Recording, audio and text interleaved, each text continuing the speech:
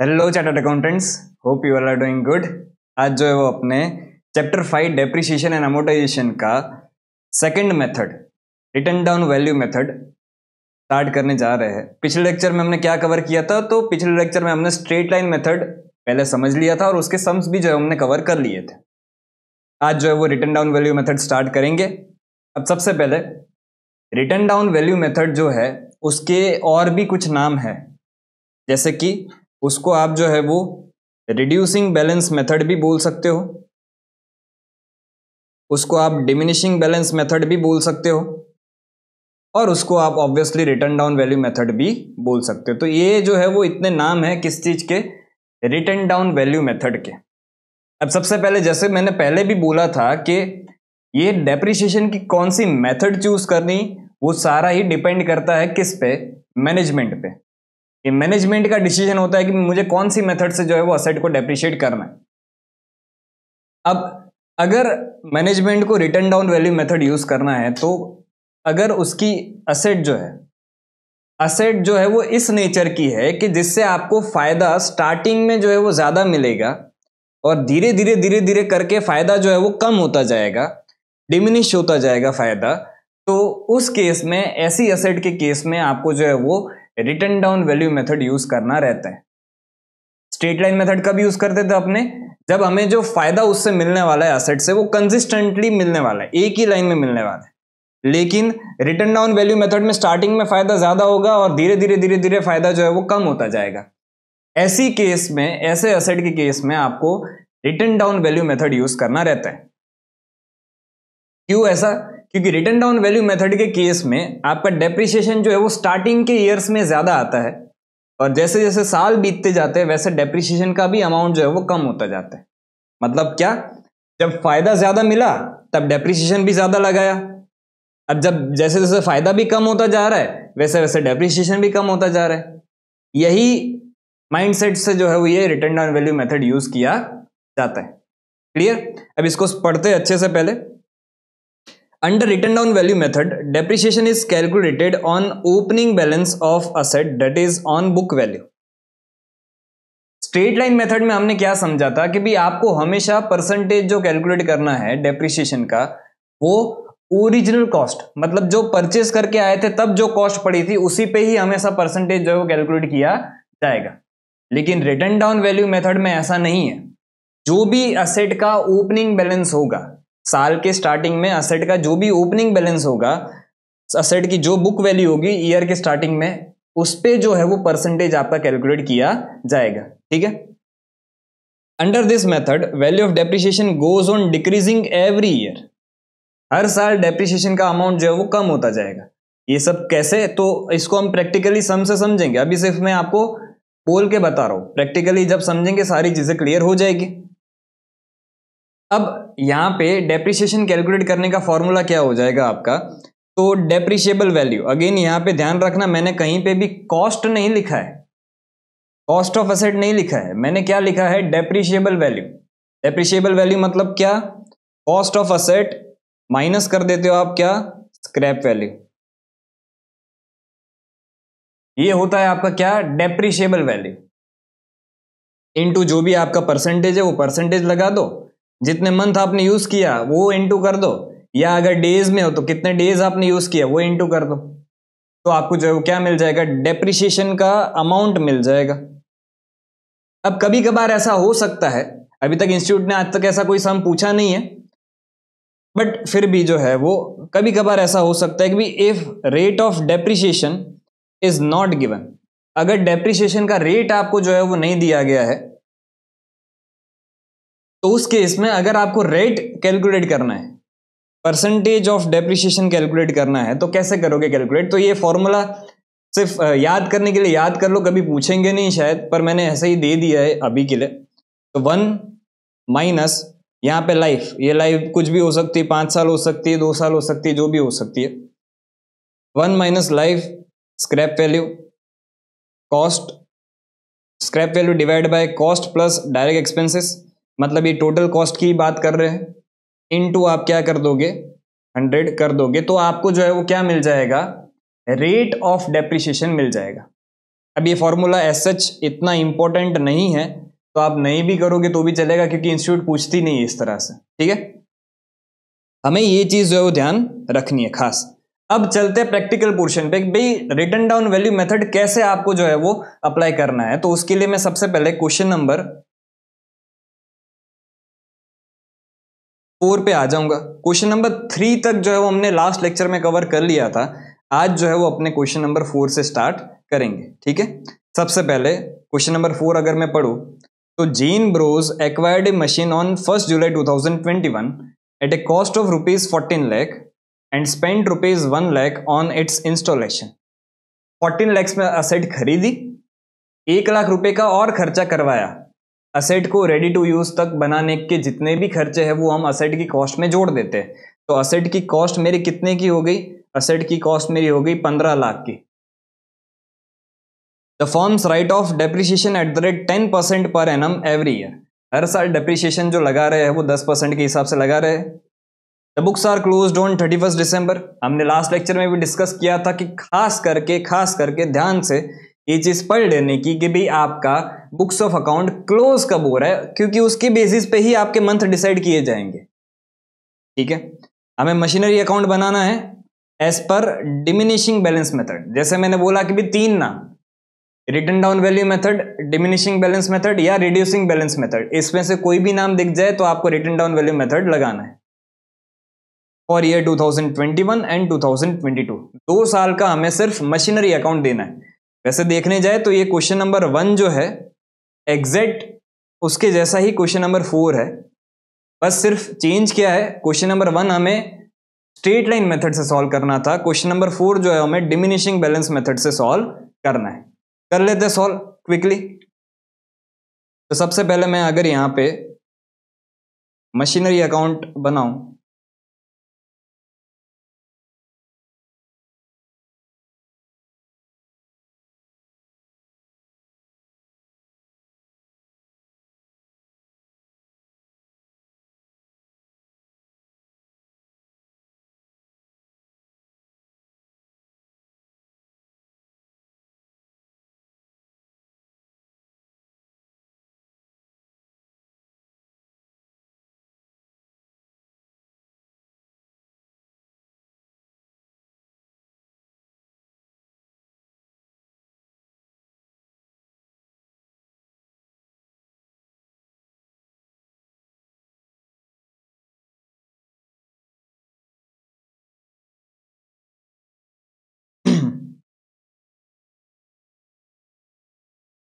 तो ये आपका मशीनरी अकाउंट इस तरह से बन जाएगा। अब मुझे सिर्फ मशीनरी अकाउंट बनाना है इसमें। अब सबसे पहला ट्रांजैक्शन आपका कब हो रहा है? 1 जुलाई 2021 को आप असेट खरीद रहे हो 15 lakhs में। तो यहां पे मैं इसको 1 जुलाई 2000 कौन सा था, 2021, इधर मैं लिखूंगा क्या, machine account debit to bank account. तो एक जो है वो 14 lakhs है और दूसरी एंट्री 1/7/2021 को वापस टू बैंक अकाउंट। आपने दूसरा 1 लाख और पे किया, तो टोटल असेट की कॉस्ट आपकी कितनी बन गई? टोटल असेट की कॉस्ट आपकी बन गई 15 lakhs, ठीक है। अब ये दोनों एंट्री को मर्ज करके भी बता सकते हो, कोई दिक्कत नहीं है।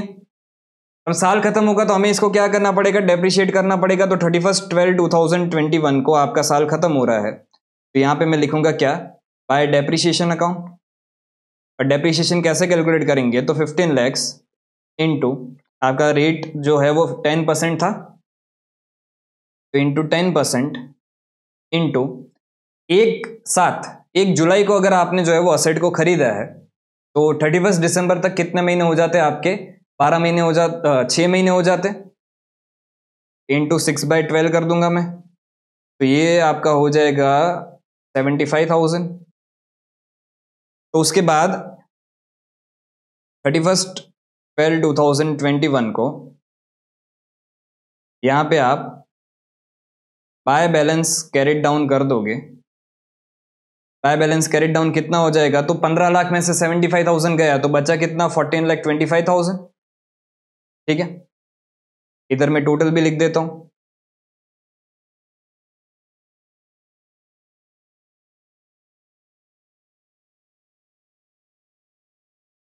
अब यही जो बैलेंस कैरिड डाउन था वो नेक्स्ट ईयर आपका बैलेंस ब्रॉट डाउन हो जाएगा। तो 1/1/2022 को टू बैलेंस ब्रॉट डाउन, और ये ब्रॉट डाउन आपका 14,25,000 हो गया। अब यहां पे ध्यान रखना चेंज क्या है, इसको आपको रिटर्न डाउन वैल्यू मेथड से सॉल्व करना है। रिटर्न डाउन वैल्यू मेथड में हम क्या करते हैं, जो भी हमारा ओपनिंग बैलेंस होता है उसके ऊपर हम परसेंटेज लगाते हैं। तो यहां पे जब 31/12/2022 साल खत्म होगा तो इधर मैं डेप्रिसिएशन की एंट्री करूंगा, और डेप्रिसिएशन की वर्किंग अगर मैं यहां पे बताऊं तो 14,25,000 पे ही आपका जो है वो परसेंटेज लगेगा पूरे साल का 10%। तो ये आपका बन जाता है 1,42,500, और 1,42,500 अगर आप माइनस करोगे तो उसके बाद आपका 31/12/2022 को बाय बैलेंस कैरिड डाउन जो है वो कितना बच जाएगा, तो 14,25,000 माइनस 1,42,500, तो इधर आपका बैलेंस बच गया 12,82,500। तो हमने यहाँ पे जो है वो 2 साल का मशीनरी अकाउंट बना लिया। एकदम ही सिंपल सम था, बेसिक सम था, ठीक है। तो ये क्वेश्चन तो आपका यहाँ पे खत्म होता है। अब चलते हैं नेक्स्ट क्वेश्चन पे, जो अच्छा क्वेश्चन है, क्वेश्चन नंबर 5 पे। क्वेश्चन नंबर 5 क्या बोल रहा है, पहले पूरा कहानी अच्छे से समझेंगे। तो यहाँ पे a firm purchased on 1 January 2020 certain machinery. पहले तो देख लेते हैं, हमें जो है वो सिर्फ मशीनरी अकाउंट बोला गया है। अब जब हमें सिर्फ मशीनरी अकाउंट बोला गया हो ना, तब हमें जितने भी साल की डिटेल दी गई है, पर्टिकुलर हमें यहाँ पे कोई ईयर का नहीं पूछा गया है, हमें सिर्फ क्या बोला गया है, मशीनरी अकाउंट बनाओ। मतलब जितने भी साल की डिटेल आपको दी गई है वो सारे ही साल का आपको जो है मशीनरी अकाउंट बनाना पड़ेगा, ठीक है। तो on 1 January 2020 certain machinery for ₹5,82,000 purchased certain machinery for ₹5,82,000 and spent ₹18,000 on its erection। तो आपने जो है वो 582 की मशीन खरीदी, 18,000 उसकी इरेक्शन को, मशीनरी खड़ी करने को आपने पे किए। तो टोटल आपकी असेट की कॉस्ट कितनी होगी, तो 582 प्लस 18,000, ये आपका टोटल कॉस्ट हो गया कितना, 6 lakhs, ठीक है। उसके बाद ऑन 1 जुलाई 2020, मतलब उसी साल में 2020, ये भी 2020, ये भी 2020, another machinery for ₹2 lakh was acquired. तो उसी साल में 6 महीने बाद आपने वापस एक और मशीन खरीदी 2 लाख रुपए की, और फिर क्या बोला, ऑन 1 जुलाई 2021, मतलब next year the machinery purchase on 1 January 2020 having, मतलब इसकी बात कर रहे हैं, having become obsolete was auctioned for ₹3,86,000। तो ये मशीनरी 1 जो थी आपकी M1, ये M2 है, ये M1 को जो है वो आपने बेच दिया कितने में, 3,86,000 में। And on the same date fresh machinery was purchase at a cost of ₹4 lakh। तो इस दिन आपने M3 को भी जो है वो क्या किया है, खरीदा है। Depreciation was provided for annually on 31 December at the rate of 10% per annum on return down value method. तो 10% आपका डेप्रिसिएशन का रेट है, आपका diminishing balance method return down value method है। आपको करना क्या है, आपको बनाना है मशीनरी अकाउंट। तो हम कितने साल का मशीनरी अकाउंट बनाएंगे, तो एक तो 2020 की डिटेल दी गई है, और दूसरी हमें 2021 की डिटेल दी गई है। तो हम 2 साल का जो है वो अकाउंट बनाएंगे। अब एक काम आपको देख लेने का क्या, कि आपका ईयर कब एंड हो रहा है। तो ईयर आपका जो है वो कब एंड हो रहा है, तो यहाँ पे depreciation is provided annually on 31 December, मतलब आपका ईयर जो है वो 31 December को क्लोज हो रहा है, ठीक है। तो 2 साल का बनाना है, बना लेते हैं।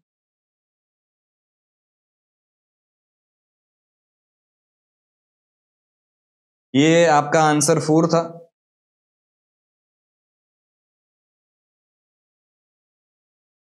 अब जो है तो उठा के कॉपी कर लेते हैं फॉर्मेट को, हमारा टाइम बच जाए।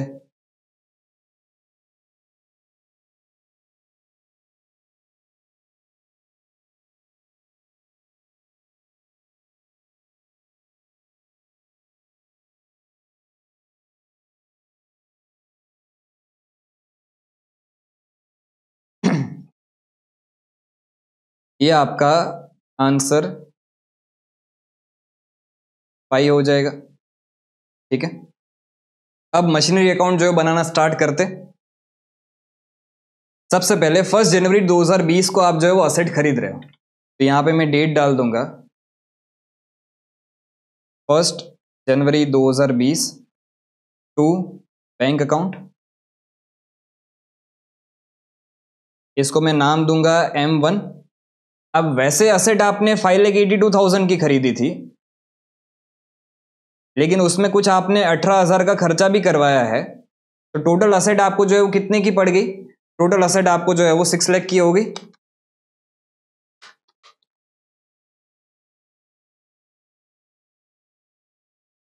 ठीक है, तो ये एक असेट आपने 1 जनवरी को खरीदी। अब उसके बाद दूसरी असेट आप खरीद रहे हो कब? आप दूसरी असेट खरीद रहे हो 1 जुलाई 2020 को खरीद रहे हो। ठीक है, तो यहां पे 1 जुलाई 2020, वापिस मैं यहां पे क्या लिखूंगा? To bank account M2। और ये असेट हमने कितने में खरीदी है? तो ये असेट हमने खरीदी है 2 लाख रुपए में। ठीक है, उसके बाद 2020, पूरे 2020 में और कोई भी ट्रांजैक्शन आपका नहीं हो रहा है, तो 2020 में सिंपली हमें क्या करना है? 2020 में हमें सिंपली डेप्रिसिएशन लगाना है। डेप्रिसिएशन का रेट आपको यहां पे दिया गया है, कितना है डेप्रिसिएशन का रेट? 10% है। ठीक है, अब यहां पे साल खत्म होगा आपका 31/12/2020 को। इधर मैं लिखूंगा क्या? Bye depreciation account. अब अगर नीचे वर्किंग नोट नहीं बना रहे हो तो इधर अकाउंट में तो वर्किंग नोट बनाना कंपलसरी ही है, पर अगर मैं यहां पे अकाउंट में वर्किंग इसकी बताऊं, तो M1 पे जो डेप्रिसिएशन आपका लगेगा वो कितना लगेगा? तो 6 lakhs इंटू 10% इंटू 12/12, क्योंकि ये तो भाई पूरे साल आपका यूज हुआ है, तो ये 60,000 लग जाएगा आपका। ठीक है, लेकिन अगर M2 की बात करूं मैं, तो M2 पे जो आपका डेप्रिसिएशन लगेगा वो 2 लाख इंटू 10% इंटू एक साथ को आपने परचेज किया है, तो 6 महीने एसेट यूज हुई, तो इंटू क्या करूंगा मैं? 6/12। तो ये आपका हो जाएगा 10,000। एक बार चेक भी कर लेते हैं।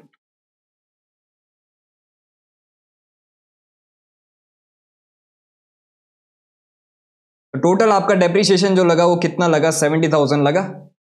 ठीक है, अब उसके बाद साल खत्म होगा 31/12/2020, तो यहां पे बाय बैलेंस कैरिड डाउन। अब बाय बैलेंस कैरिड डाउन में अगर आप देखोगे तो सबसे पहले अगर मैं M1 की वैल्यू लिखूं, तो M1 की वैल्यू कैसे कैलकुलेट करूंगा? तो ये जो 6 लाख है उसमें से कितना डेप्रिसिएशन लग गया? 60,000। तो 6 लाख माइनस 60,000, तो ये आपका हो गया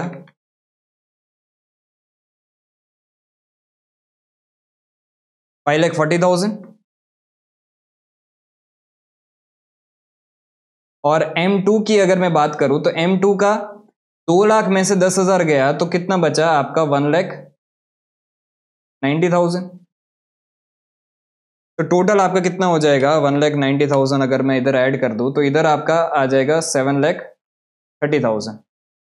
अब जब ये वैल्यू खुद से निकाल रहे हो, बैलेंसिंग फिगर नहीं निकाल रहे हो, तो अगर आपको चेक करना है कि भी आपकी वैल्यू सही है कि नहीं है, तो दोनों साइड का टोटल वेरीफाई कर लेने का। अगर दोनों साइड का टोटल मैच हो रहा है तो आपकी वैल्यू सही है। अभी आप देखोगे तो 6 + 2 कितना होता है? 8। और इधर 7 30 + 70 8। तो दोनों ही साइड आपका टोटल जो है मैच भी हो रहा है।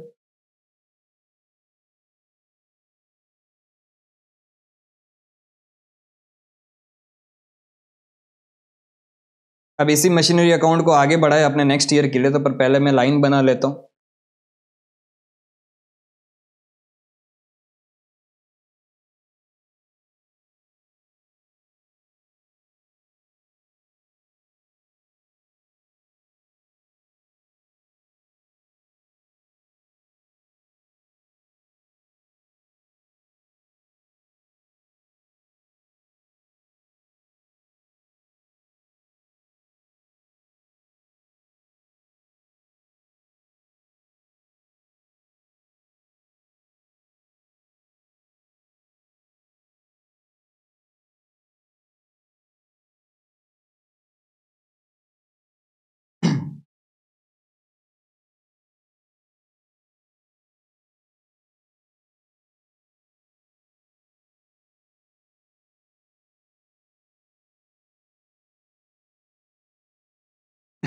ठीक है। अब यहां पे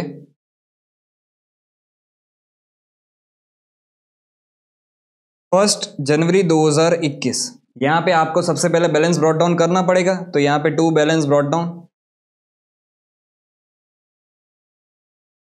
तो M1 का बैलेंस जो है वो आपका है 5,40,000, M2 का जो बैलेंस है वो है आपका 1,90,000, तो इधर आ जाएगा 7,30,000। ठीक है। अब आगे डिटेल्स क्या दे रहे हैं क्वेश्चन में, तो ऑन 1 जुलाई 2021, 1 जुलाई 2021, मतलब 2021 के 6 महीने बाद की बात कर रहे हैं। द फर्स्ट मशीन जो आपने 1 जनवरी को परचेस की थी, 1 जनवरी को कौन सी परचेस की थी, ये M1 आपने परचेस की थी, having become obsolete was auctioned, auction मतलब आपने बेच दिया, हराजी में बेच दिया आपने, for ₹3,86,000, and on the same date fresh machinery was purchased at the cost of ₹4,00,000। ठीक है। तो पहला काम ये कर देते कि भी जो नई मशीनरी हमने खरीदी है 1 जुलाई को, उसकी एंट्री कर देते, फिर सेल की एंट्री की अलग से वर्किंग बनाएंगे। तो यहां पे अगर मैं 1 जुलाई 2021 एक नई मशीन खरीद रहे हैं, तो इधर लिखूंगा मैं टू बैंक अकाउंट M3। ठीक है।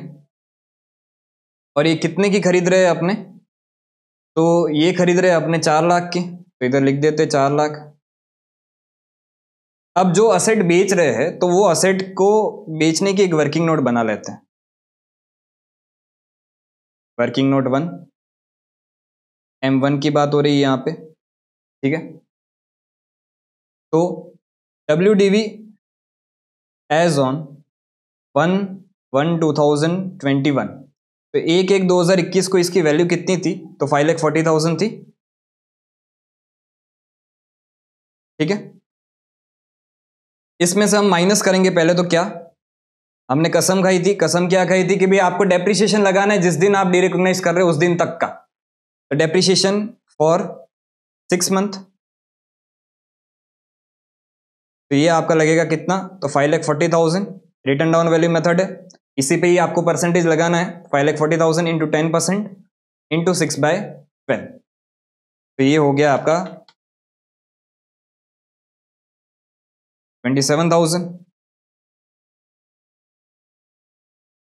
तो ये करने के बाद आपको यहाँ पे return down value as on 1 July 2021 मिल जाएगा, तो ये आपका कितना बनता है, 5,13,000। अब 5,13,000 वाली असेट आपने बेची कितने में, तो 5,13,000 वाली असेट आपने बेची है 3,86,000 में, तो यहां पे मैं माइनस करूंगा सेल वैल्यू 3,86,000, इधर आपको जो है वो क्या मिल जाएगा, लॉस ऑन सेल, जो आपको मिलेगा कितना, 1,27,000। अब इसी की सारी एंट्रीज जो है अपने कर देंगे। सबसे पहला काम हमारा क्या रहेगा कि भी हम जो है वो 1/7/2021 तक का डेप्रिसिएशन लगा दें बाय डेप्रिसिएशन अकाउंट, और ये किसका लगा रहे हैं, M1 का लगा रहे हैं, ये कितना लगा था, तो आपका ये लगा था 27,000। ठीक है। फिर 1/7/21 को आपको कुछ पैसा भी तो मिला, बाय बैंक अकाउंट डेबिट करूंगा मैं M1, ये कितना डेबिट करूंगा, तो 3,86,000 आपको पैसा मिला, और उसके बाद ये 3,86,000 पैसा मिलने के बाद आपको क्या हो गया, नुकसान हो गया, तो बाय लॉस ऑन सेल भी मैं डेबिट करूंगा, ये कितना डेबिट करूंगा, तो ये आया था आपका 1,27,000। तो अब ये करने के बाद आपको दोनों साइड अगर आप चेक करोगे तो आपका M1 जो है वो 0 हो गया होगा। देखो 5,40,000 इधर आपका डेबिट था, M1 इधर जो है 5,40,000 डेबिट था, और इधर जो है वो इतना M1 जो है क्रेडिट हुआ, तो 5,40,000 माइनस 27,000 माइनस 3,86,000, माइनस 1,27,000, ये आपका सारे ही साइड, दोनों ही साइड आपका जो है वो 0 हो गया। ठीक है, इसके बाद अब जो है वो हमें क्या करना है, साल खत्म होगा, साल खत्म होगा तो हमें एक काम करना रहता है, क्या हमें लगाना रहता है डेप्रिसिएशन। तो यहाँ पे 31/12/2021 बाय डेप्रिसिएशन अकाउंट, और यहाँ पे अगर मैं M2 की बात करूँ तो M2 पे तो पूरे साल का लगेगा 1,90,000 इंटू 10%। ठीक है, तो ये लग गया आपका 19,000। और ये जो नई एसेट आपने खरीदी है जिसको आप M3 बोल रहे हो, उस पे आपका 4 लाख पे 10% के हिसाब से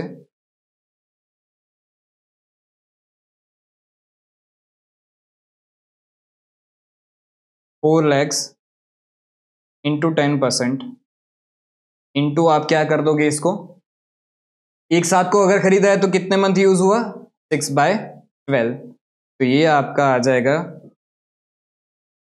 4 लैक्स इंटू 10% डिवाइड बाई 2, ये हो गया आपका 20,000। तो इधर बाहर आपका जो डेप्रिसिएशन टोटल आ गया वो कितना आ गया, ये आ गया 39,000। ठीक है, उसके बाद यहाँ पे 31/12/2021 को बाय बैलेंस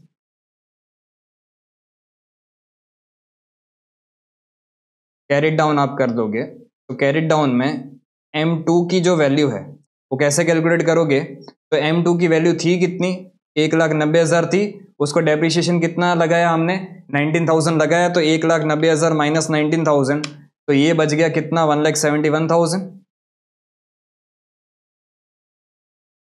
1,71,000। और M3 की बात करें अपने, तो M3 जो है वो था कितने का, 4 लाख का था, उस पे हमारा डेप्रिसिएशन कितना लग गया, 20,000। तो अब इसमें कितना बच गया, इसमें बच गया 3,80,000। तो अगर मैं टोटल देखूँ तो ये टोटल आपका 3,80,000, इधर ये आ गया 5,51,000। ठीक है, यहाँ पे टोटल भी लिख देंगे, तो टोटल कितना है आपका 7,30,000 प्लस 4 लाख, ये हो गया 11,30,000, 10 लाख।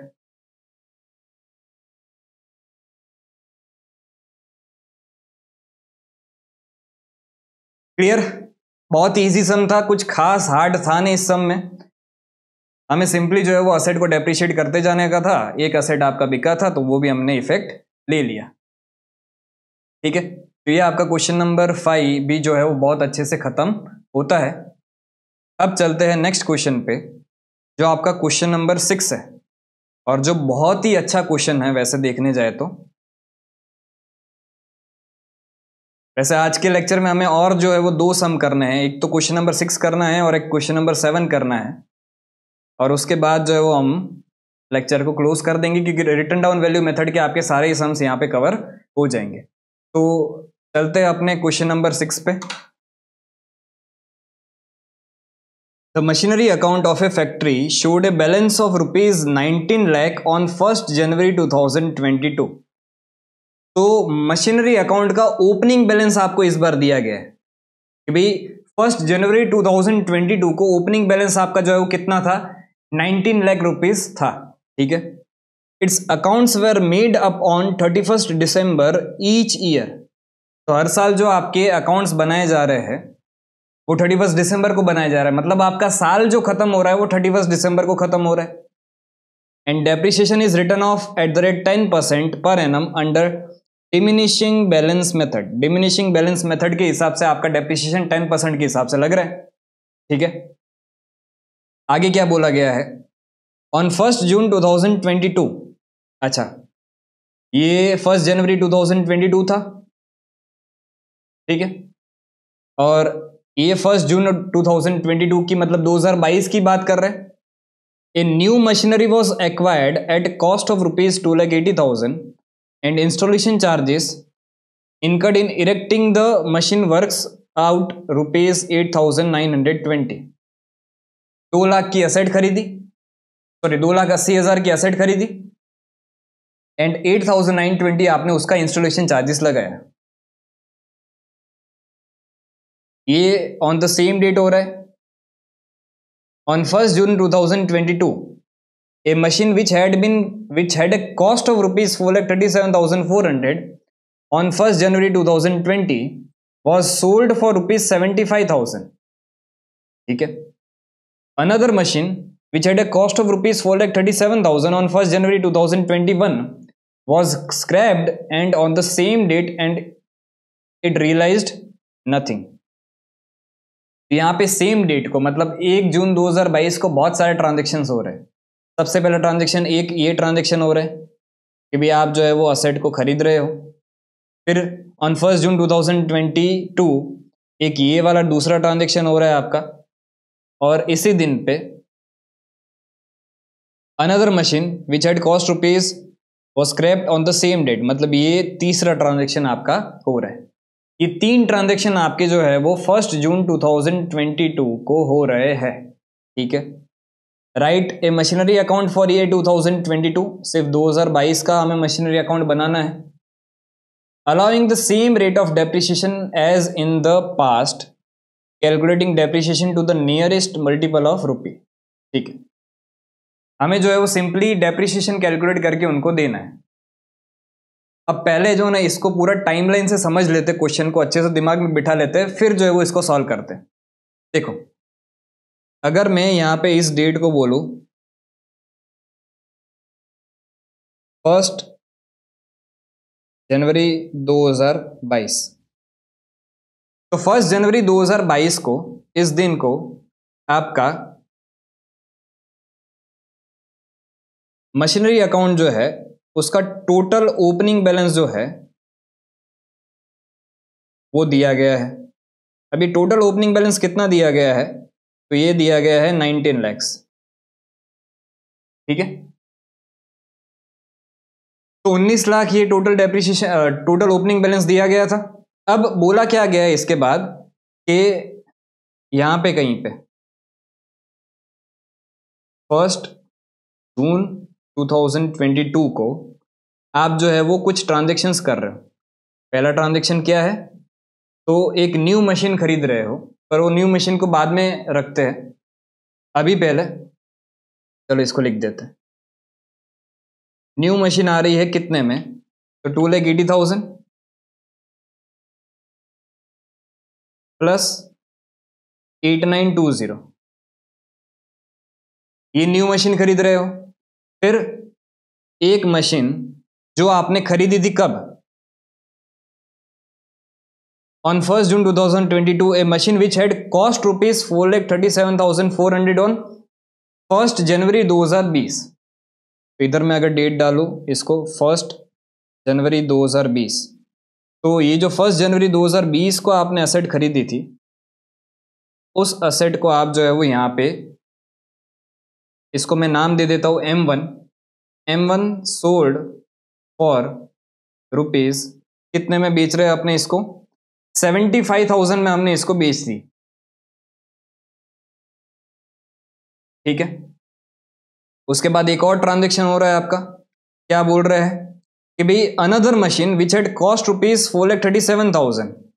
अच्छा पहले ये M1 का कॉस्ट इधर कितना था, तो इधर M1 का कॉस्ट जो है इसको नीचे लिखते हैं, वो 4,37,400 था, 4,37,400 था। अब बात कर रहे हैं यहां पे कहीं पे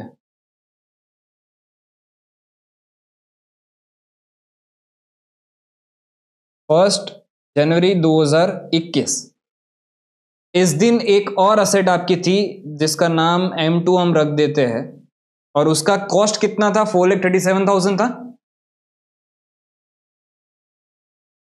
अब ये जो 4,37,000 की भी असेट है M2, इसको भी आप जो है वो यहां पे बेच रहे हो।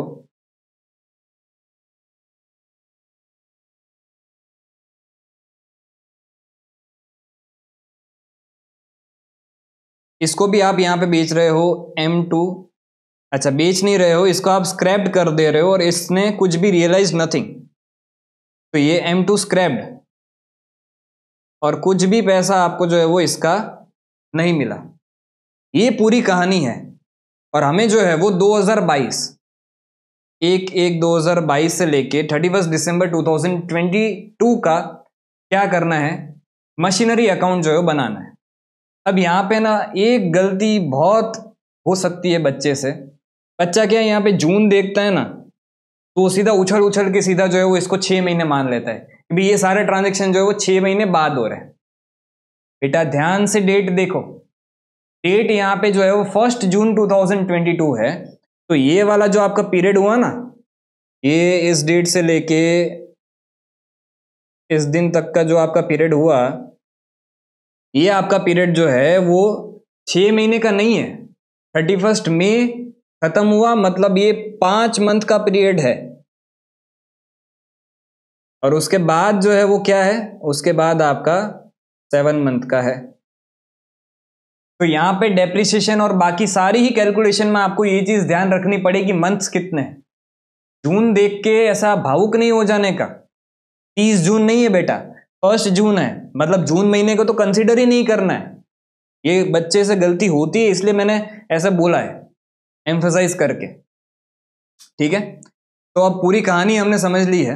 अब यहाँ पे समझना हमें करना क्या है। हमें करना ये है कि ये 19 लाख का टोटल ओपनिंग बैलेंस इस बार आपको दिया गया है। अब इस टोटल 19 लाख के ओपनिंग बैलेंस में ये वाली भी एसेट खरीद इंक्लूडेड होगी और ये वाली एसेट भी इंक्लूडेड होगी। दोनों ही एसेट आपकी इसमें इंक्लूडेड होगी। ठीक है, मुझे सिंपली क्या करना है, इस 19 लाख के हिस्से करने हैं। कितने हिस्से करने हैं, तो एक M1, एक M2 और बाकी का M3। तो ये 19 लाख तो इस दिन का, मतलब 1 जनवरी 2022 का ओपनिंग बैलेंस है। तो पहला काम मेरा ये रहेगा कि भाई मैं M1 को इस दिन की वैल्यू पे लेके आऊं, M2 को इस दिन की वैल्यू पे लेके आऊं, तभी ही जाके मैं जो है वो 19 लाख में से M1 और M2 को अलग कर पाऊंगा। क्लियर? तो देखना इसकी वर्किंग नोट बनाते हैं कैसे होगा।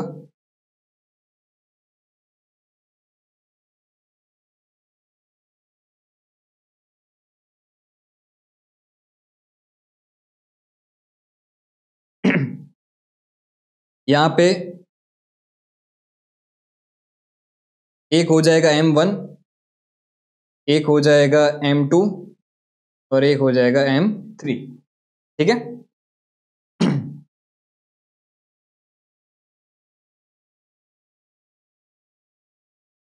सबसे पहले ये आपका स्टार्ट कहां से हुआ था, 1 जनवरी 2020 से स्टार्ट हुआ था।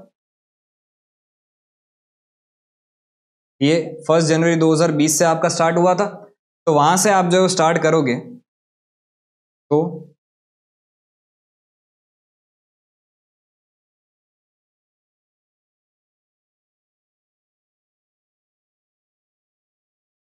As on 1 January 2020। अब 1 जनवरी 2020 की आपको सिर्फ M1 की वैल्यू दी गई है, और वो कितनी दी गई है, तो 4,37,400 दी गई है। ठीक है, तो ये 4,37,400 इधर मैंने लिख दिया, और इधर तो कुछ भी था नहीं, और इसकी वैल्यू हमें अभी दोनों की कुछ जो है वो, M2 तो था ही नहीं, M3 की वैल्यू हमें कोई अलग से दी नहीं गई है, तो अभी हमने M1 लिख दिया। अब M1 जो है वो आपका परचेज हुआ तो 1 जनवरी 2020, पूरे साल के लिए एसेट यूज हुआ होगा 31 दिसंबर को, अगर आपका साल खत्म हो रहा है तो हमें क्या करना है, सिंपली इसको डेप्रिशिएट करना है। तो माइनस डेप्रिशिएशन फॉर 2020। अब ये कैसे कैलकुलेट किया जाएगा, तो 10% है, तो 4,37,400 इंटू 10% आपका जो है वो रेट यहाँ पे दिया गया है। मिला क्या? ठीक है, तो पूरे साल का डेप्रिसिएशन 4,37,400। तो अब ये करने के बाद आपको यहाँ पे मिल जाएगा क्या, balance as on 1/1/2021, next year की स्टार्टिंग, करंट ईयर की क्लोजिंग, नेक्स्ट ईयर की स्टार्टिंग। तो 437,400 माइनस 437,400, तो ये हो गया आपका 393,660, 393,660। अब यहाँ पे ध्यान रखना है, इस दिन तो हमारे पास M2 भी तो था, तो M2 की वैल्यू इस दिन कितनी थी, तो M2 की वैल्यू इस दिन थी 4,37,000। तो ये हो गई 4,37,000। ठीक है, अब यहां पे अपने माइनस करेंगे डेप्रिसिएशन फॉर 2021 10% के हिसाब से, तो इधर कितना हो जाएगा, रिटन डाउन वैल्यू मेथड है तो जो ओपनिंग बैलेंस है उस पर लगेगा आपका 39366, इधर माइनस करोगे और इधर माइनस करोगे 437,000। तो ये करने के बाद आपको यहाँ पे वापस जो है वो बैलेंस एज ऑन 1/1/2022 ये मिल जाएगा। अब 393,660 माइनस 393,666, तो इधर ये मिला आपको 354,294 और ये 437 माइनस 437,000, तो ये आपको मिल गया 39,33,000। ठीक है, अब यहाँ पे ध्यान से सुनना, इधर हमने टाइमलाइन में देखा था कि भाई 19 लाख तो जो आपकी वैल्यू है, ये 19 लाख आपकी जो वैल्यू है वो इस दिन की टोटल ओपनिंग बैलेंस है। अब इस टोटल ओपनिंग बैलेंस में इसका भी ओपनिंग बैलेंस इंक्लूडेड होगा और इसका भी ओपनिंग बैलेंस इंक्लूडेड होगा। तो अब हमें ये दोनों ही एसेट का इस दिन का अमाउंट मिल गया क्या, हमें मिल गया ना। अब अगर इन दोनों ही एसेट का इस दिन का अमाउंट अगर हमें मिल गया है तो हम 19 लाख में से वो दोनों अमाउंट को अलग कर देंगे, तो बाकी बची हुई अमाउंट जो है वो हमें M3 का वैल्यू मिल जाएगा। तो बस यही करना है हमें यहाँ पे। तो इधर अगर मैं बता भी दूं कि भाई M3 कैसे कैलकुलेट किया, तो M3 19 लैक्स माइनस 354,294 माइनस 39,33,000, इससे आपको जो है वो एसेट की वैल्यू मिल जाएगी 19 लाख माइनस 354,294 माइनस 39,33,000। तो ये आपको मिला कितना, ये आपको मिला 11,52,406। ठीक है, अब मुझे सिंपली क्या करना है, इन दोनों ही एसेट को खत्म करना है। M1 को मैं बेच रहा हूं, कितने में बेच रहा हूं, 75,000 में, और M2 को तो मैं स्क्रैप्ड कर दे रहा हूं। पर पहला काम, हमारी कसम नहीं भूलेंगे हम, क्या है कि हमें उस दिन तक का डेप्रिसिएशन लगाना है। अच्छा, किस दिन तक का, तो डेप्रिसिएशन टिल 1 जून 2022, मतलब कितने मंथ, मतलब ये आपके हो जाएंगे 5 मंथ्स, भूलना है। ठीक है, तो अब अगर हम डेप्रिसिएशन कैलकुलेट करें तो इधर लिख भी देते हैं कैसे आया, तो 354,294 इंटू 10% इंटू 5/12, 354,294 इंटू 10% इंटू 5/12, तो ये आपका आ गया 14,763।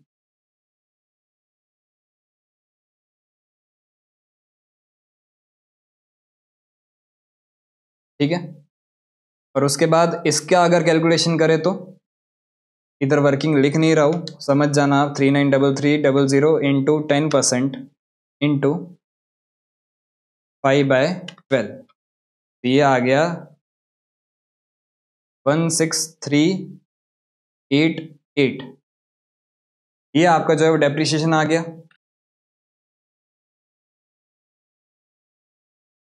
अब इसके बाद मुझे क्या मिल जाएगा, WDV एज ऑन 1/6/2022, तो इसकी WDV मुझे मिलेगी 354,294 माइनस 14763 339531, और इसकी मिलेगी 39,33,000 माइनस 16388, तो 376912। अब इसको हम अगर कंपेयर करें, किससे कंपेयर करना है हमें, तो सेल वैल्यू से अगर हम कंपेयर करें तो जो 1 जनवरी 2020 वाली असेट थी उसको तो आप 75,000 में बेच रहे हो, लेकिन जो दूसरी असेट थी उसको तो आपने स्क्रैप कर दिया और उससे आपको कुछ भी रियलाइज नहीं हुआ। तो यहां पे 75,000 लिख दूंगा और इधर तो 0। तो उसके बाद आपको क्या मिल जाएगा, लॉस ऑन सेल या डिस्पोजल। तो इधर आपका 339531 माइनस 75,000, ये मिल गया 264531, और ये तो पूरा पूरा ही नुकसान हो गया, तो 376912। ठीक है, अब यहां पे ये दोनों ही एसेट का हमने ये चीज तो कैलकुलेट कर लिया। अब इधर हमें जो है वो इसको अकाउंट में पुट करना है सिर्फ। हमारा साल जो है वो स्टार्ट कब से होगा, तो हमारा साल जो है वो स्टार्ट होगा 1 जनवरी 2022 से, 1/1/2022। इधर मैं लिखूंगा क्या, टू बैलेंस ब्रॉट डाउन, और ये जो बैलेंस ब्रॉट डाउन है इसमें 3 हिस्से करूंगा, M1, M2 और M3। अब जो M1 होगा उसकी वैल्यू कितनी है, तो 354, देखो ये वाली वैल्यू लेनी है आपको, ये वाली, ठीक है, 354294, 354294। दूसरी एसेट जो है उसकी वैल्यू 393300,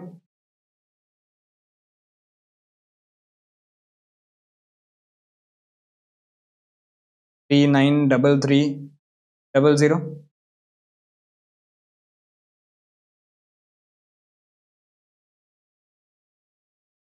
और तीसरी एसेट की वैल्यू आपकी आ जाएगी 1152406। तो आपका टोटल जो एसेट है, ओपनिंग बैलेंस कितना था इस दिन का, 19 लाख था।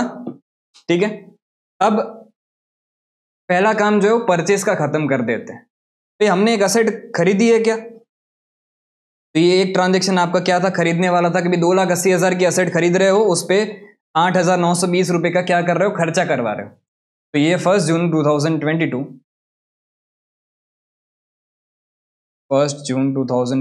को टू बैंक अकाउंट में कर दूंगा। इसको मैं नाम दूंगा M4।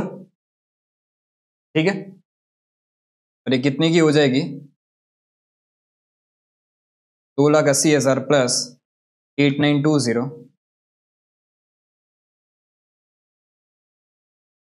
2,80,000 प्लस 8920,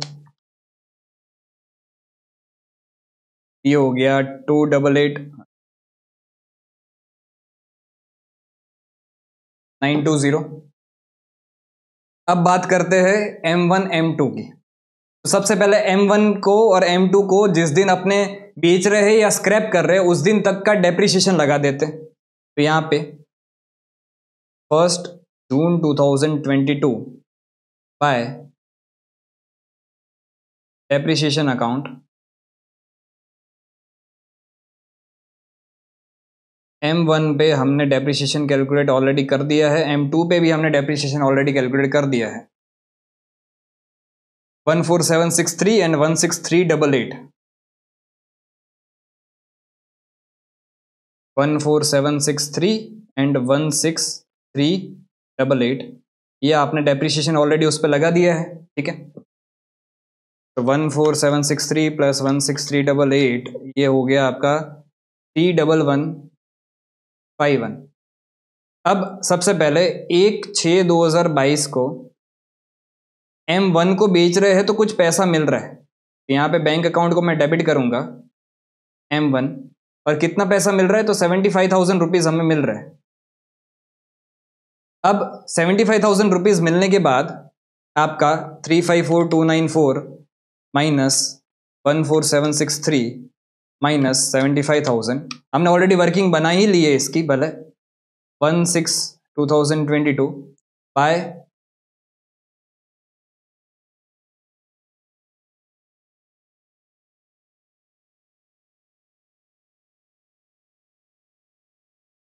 यहाँ पे आप देखोगे तो आपका लॉस जो है वो 264,531 आ गया। यही लॉस हमने यहाँ पे भी तो निकाला था, 264,531। अब अगर मैं बात करूं M2 की, तो M2 में तो कुछ पैसा मिल ही नहीं रहा है ना। M2 को तो पूरा पूरा ही क्या मान लेना है, जितनी भी वैल्यू उसकी बची उसको पूरा पूरा नुकसान मान लेना है। तो यहां पे by loss on disposal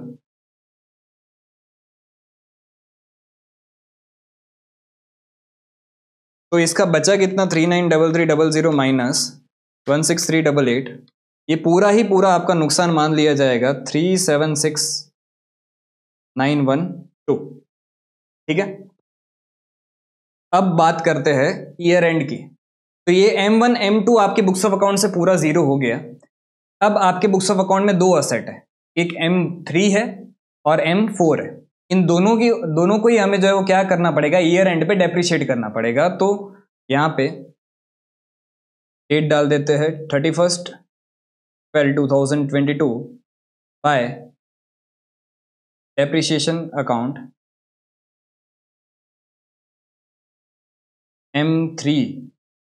M3 पे 10% के हिसाब से डेप्रिशिएशन आपका लग जाएगा पूरे साल का 115241, राउंड ऑफ कर देते, 40.6 था तो राउंड ऑफ करके मैंने 115241 लिख दिया।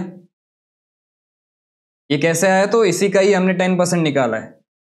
ठीक है, और ये वाली जो असेट है उसको हमने 7 महीने यूज किया है, तो उसकी एक वर्किंग बनानी पड़ेगी हमें यहाँ पे। M4 288,920 इंटू, ये आपका परसेंटेज 10% था, इंटू 7/12, तो ये कितना आ जाएगा 288,920 इंटू 10% इंटू 7/12, तो ये आ गया आपका 16,854। तो इसके बाद टोटल डेप्रिशिएशन आपका हो जाएगा 16,854 प्लस 115241, 132095, 132095, ये आपका टोटल डेप्रिशिएशन हो गया। ये करने के बाद 31/12/2022 हम यहाँ पे लिखेंगे क्या, बाय बैलेंस कैरिड डाउन। अब बाय बैलेंस कैरिड डाउन कैसे फाइंड आउट करना है, तो M3 जो है उसका ये माइनस कर देंगे अपने ये, और M4 जो है इसका ये माइनस कर देंगे अपने ये। तो सबसे पहले अगर M3 की बात करें तो 1152,406 माइनस 115241, तो ये हो गया आपका कितना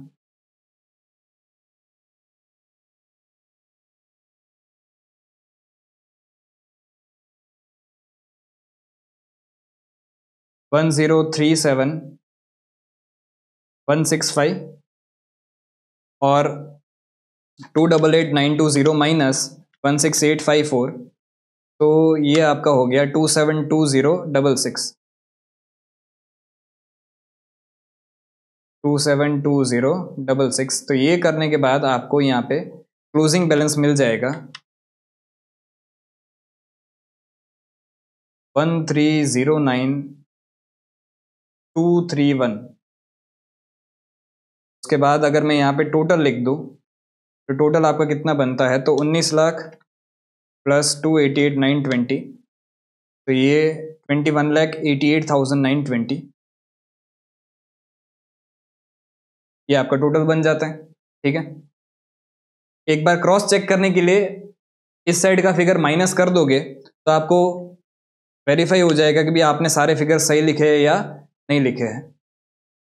-132,095 -376,912 -264,531 -75,000। तो ये आपको टैली हो गया। क्लियर? तो ये वाला सम भी जो है वो आपका यहाँ पे खत्म होता है। वैसे ये अच्छा सम था रिटन डाउन वैल्यू मेथड का। अब रिटन डाउन वैल्यू मेथड का एक और सम बचा है, क्वेश्चन नंबर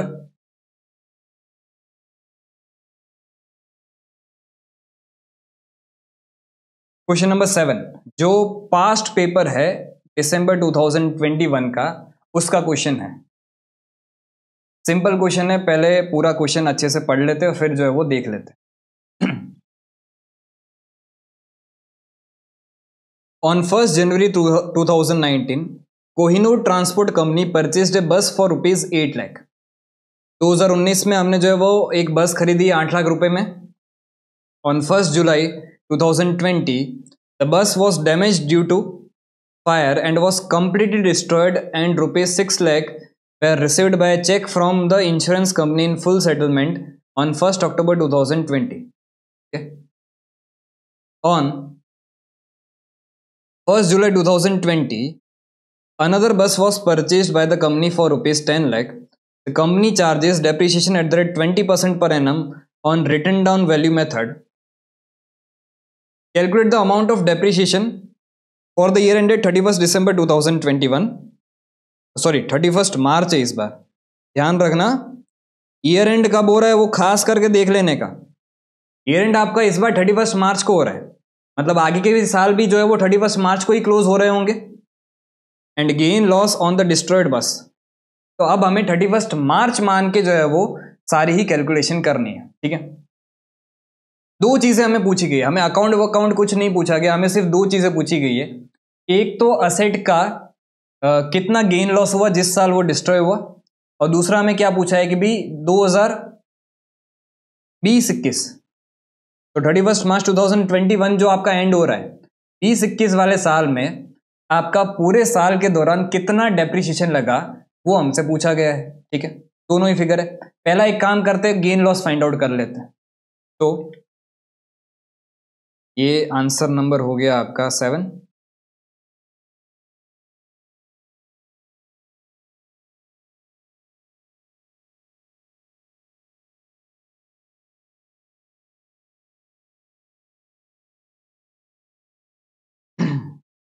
सबसे पहले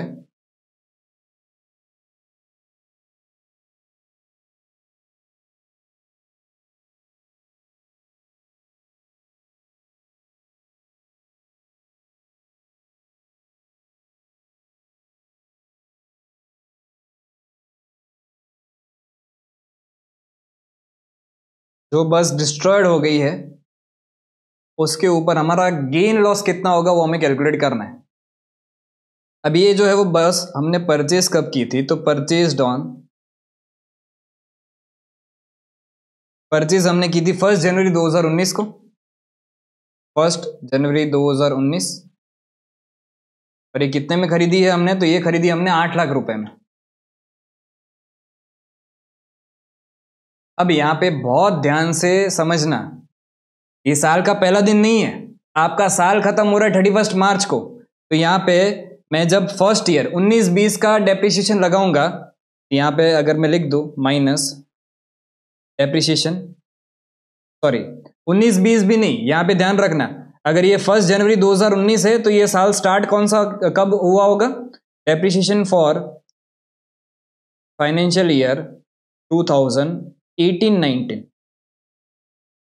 तो कितने महीने हुए, 1 जनवरी से 31st मार्च 2019।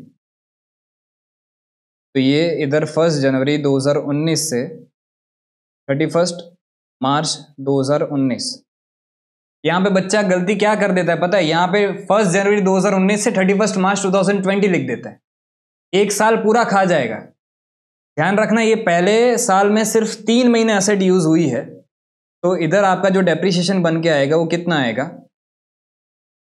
तो इधर एक और वर्किंग बता देते हैं कि भाई 8 लाख इंटू परसेंटेज आपका कितना है, 20% है, इंटू 3/12। तो ये कितना हो जाएगा, 8 लाख इंटू 20% इंटू 3/12, ये आपका हो गया 40,000।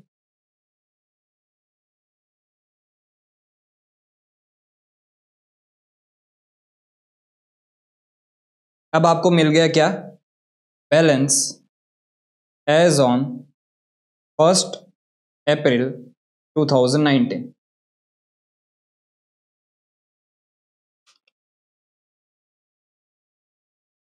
7,60,000। रिटर्न डाउन वैल्यू मेथड है तो जो ओपनिंग बैलेंस होगा उस पर डेप्रिसिएशन लगेगा। तो 2019 में तो कोई ट्रांजेक्शन नहीं, 19-20 में तो कोई ट्रांजेक्शन नहीं हुआ। 19-20 में कैसे कोई ट्रांजेक्शन नहीं हुआ, क्योंकि ये जो आपका डिस्ट्रॉय हुआ है वो 1 अक्टूबर 2020 को हुआ है, जो 20-21 का पार्ट बन जाता है। 19-20 तो कब, 1 अप्रैल 2019 से लेके 31 मार्च 2020। तो 1 अक्टूबर 2020 तो 31 मार्च 2020 के बाद आया, ठीक है। तो यहां पे माइनस डेप्रिसिएशन फॉर 2019-20, ये 20% के हिसाब से आपका 7,60,000 इंटू 20%, ये हो गया 1,52,000, ठीक है। अब आपको यहां पे मिलेगा क्या, बैलेंस एज ऑन 1/4/2020। तो ये 7,60,000 माइनस 1,52,000, 6,08,000। अब 6,08,000 जो है ओपनिंग वैल्यू थी 1/4/2020। अब असेट आप जो है वो कब बेच रहे हो, असेट आपकी जो है वो डिस्ट्रॉय हो रही है, असेट आपकी डिस्ट्रॉय हो रही है 1 जुलाई 2020। 1 जुलाई 2020 में आपकी असेट डिस्ट्रॉय हो रही है, मतलब 1/4/2020 के 3 महीने बाद, अप्रैल मई जून। तो मुझे यहां पे पहला काम तो क्या करना पड़ेगा, माइनस करना पड़ेगा डेप्रीशिएशन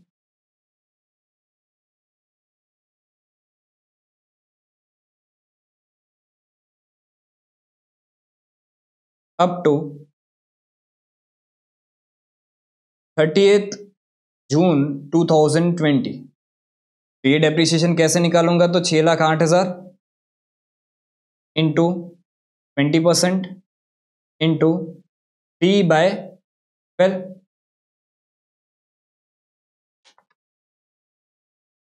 तो ये आ गया आपका 30,400। अब यहां पे आपको मिल गया क्या,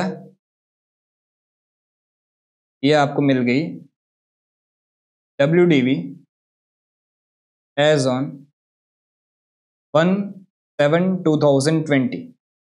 इस दिन की आपको WDV मिल जाएगी। तो 6,08,000 माइनस 30,400, तो 5,77,600, 5,77,600। अब ये वाली असेट के सामने हमें इंश्योरेंस क्लेम का पैसा जो मिल रहा है वो कितना मिल रहा है, हमें इंश्योरेंस क्लेम का पैसा जो मिल रहा है वो 6 लाख रुपए मिल रहा है। तो minus insurance claim received.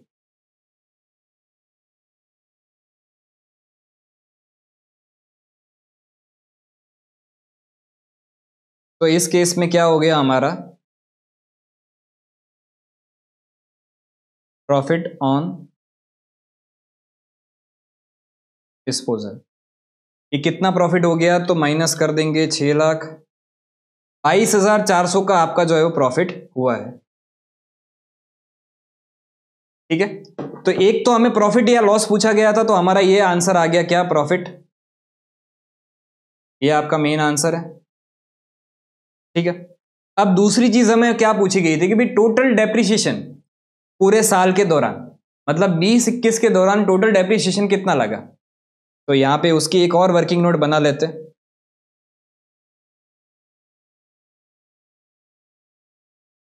Total depreciation during financial year 2020-21। तो सबसे पहले जो एक असेट आपकी थी M1, तो उस पे तो जो आपका डेप्रिसिएशन है वो कितना लग चुका है ऑलरेडी, तो ये आपने ये कैलकुलेट कर लिया ना, ये वाला 30,400, ये भी तो डेप्रिसिएशन लगा है, इसको भी तो हम टोटल डेप्रिसिएशन की वर्किंग में काउंट करेंगे, तो एक डेप्रिसिएशन तो ये लग गया 30,400। दूसरा आपने, अच्छा ये बस है ना, तो इसको B1 लिख देते हैं, कुछ फर्क नहीं पड़ेगा पर फिर भी इसको मैं B1 लिख देता हूँ और इसको मैं लिख देता हूँ B2। अब B2 पे आपका डेप्रिसिएशन कितना लगेगा, तो आपने एसेट खरीदी है, कितने में खरीदी है, 10 लाख में खरीदी है, कौन सी डेट को खरीदी है, तो ऑन 1 जुलाई 2020 अनदर बस वॉज परचेस्ड, 1 जुलाई 2020 को खरीदी है, मतलब साल आपका स्टार्ट हुआ 1 अप्रैल 2020 को, 3 महीने बाद आपने एसेट खरीदी, तो डेप्रिसिएशन कितने मंथ का लगेगा, 9 मंथ का लगेगा। तो यहां पे इनटू परसेंटेज आपका था कितना, 20% था, इनटू 9/12, तो ये आपका डेप्रिसिएशन कितना लग जाएगा, 10 लाख इंटू 20% इंटू 9/12, ये आपका पूरा पूरा डेप्रिसिएशन लग गया 1,50,000।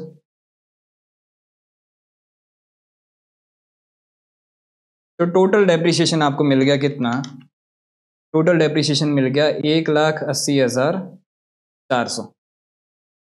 क्लियर, एकदम ही सिंपल सम था। और इसी के साथ आपके रिटन डाउन वैल्यू मेथड के सारे ही क्वेश्चंस जो है वो यहाँ पे खत्म होते हैं।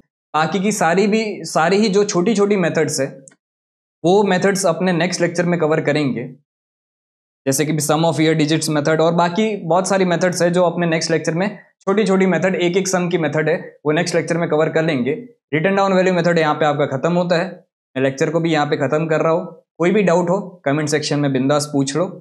और ये सारी नोट्स अगर चाहिए, ये जो मैं हैंड रिटन नोट्स लिख रहा हूँ वो प्लस क्वेश्चन बैंक, ये सब कुछ आपको जो मेरी वेबसाइट पे मिल जाएगा। सारी ही चीज़ों की लिंक जो है वो डिस्क्रिप्शन में हमने दे दी है। ठीक है, थैंक यू।